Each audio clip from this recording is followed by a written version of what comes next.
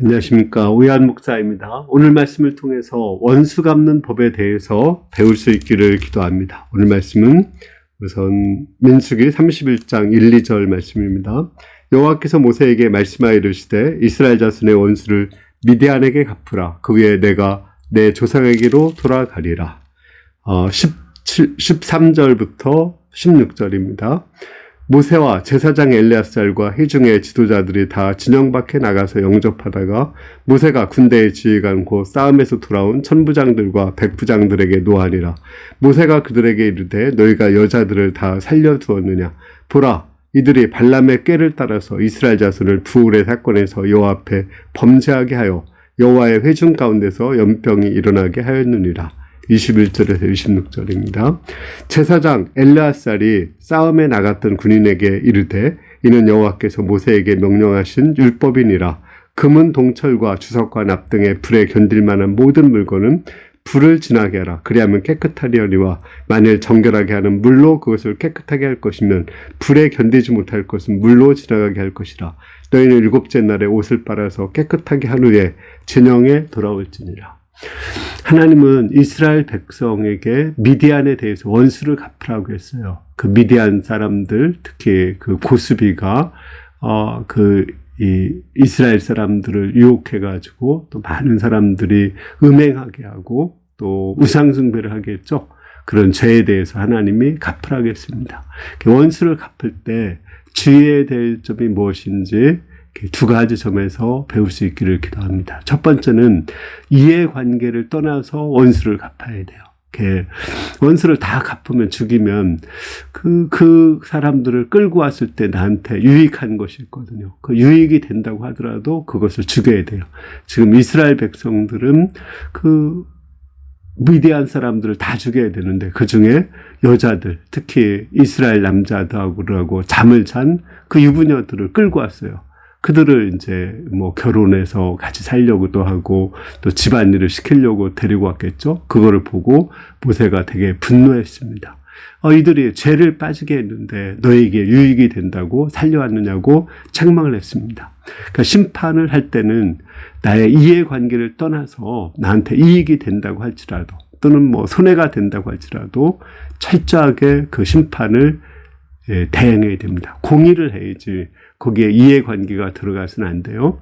하나님께서 사울왕에게 그 아멜렉 족속을 진멸하라고 했는데 거기서 살찐 양이나 염소를 끌고 왔죠. 하나님께 그걸 가지고 제사하려고 한다고 했어요. 하나님이 그렇게 말씀하시죠.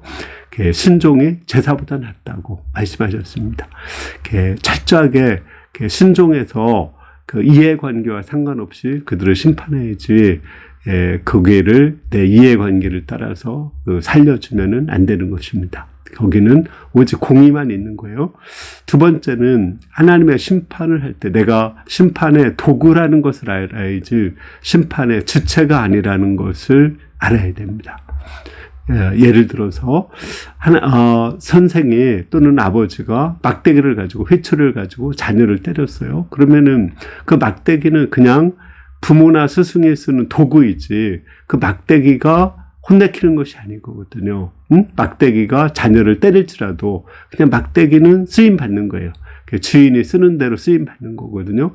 이스라엘 백성들이 미디안을 이렇게 징벌했지만 그들을 징벌할 수 있는 자격이 있는 것이 아닙니다. 그들도 똑같은 죄인이고 그들도 심판을 받을 대상들이에요. 따라서 하나님이 사용하시는 거기까지 사용해야지 하나의 도구라는 것을 기억해야지 내가 심판자라고 생각하면은 안 됩니다. 예를 들어서 우리가 어떤 죄악에 대해서 개혁을 하고 또 교회를 개혁할 수도 있고 또 죄와 싸울 수가 있습니다. 물론 우리는 그 죄와 하나님 앞에서 분명하게 싸워야 됩니다. 그런데 잘못하다 보면 죄와 싸우다가 내가 하나님이 되는 경우가 있어요. 그것이 옳지 않다, 잘못되었다, 고쳐야 된다, 여기까지만 해야 되는데 내가 하나님이 되어서 그들을 판단하고 정죄하고 미워하고 분노하고 그들을 마치 하나님처럼 심판할 수가 있거든요. 그것은 잘못된 거죠.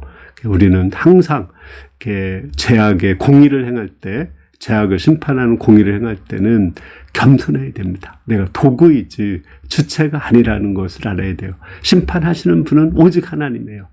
심판은 하나님이 하신다고 했거든요. 하나님께서 나를 사용하실 때 사용하는 거기까지만 해야지 더 이상을 가서는 안 돼요. 아니다, 아니다, 옳다, 옳다 여기까지만 해야지.